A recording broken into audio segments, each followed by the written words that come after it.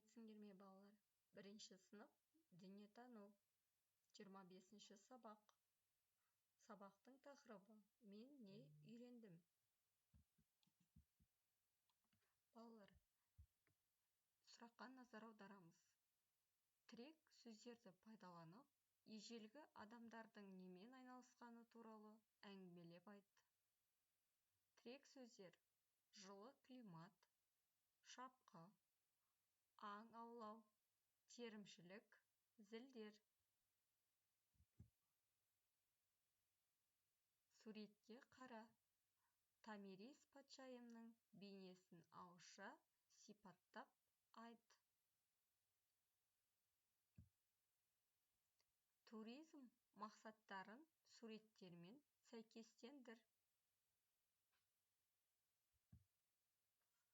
Қайда саяхатқа шығуға болатыны туралы досыңа кеңес бер.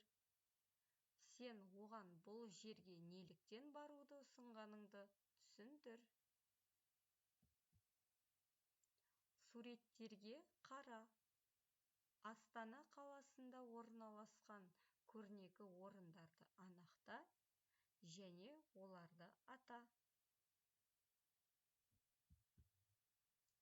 Жұбыңмен жарыс ойынын өткіз. Тәуелсіз мемлекеттің белгілерін кім көп біледі?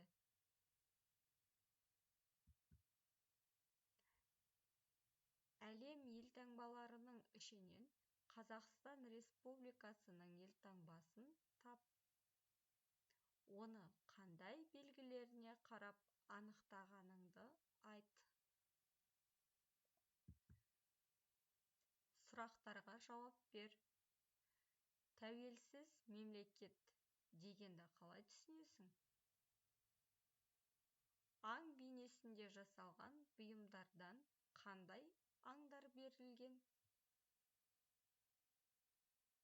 Сақтар қаруы мен киімдерін не себепті аң бейнесімен өрнектеді?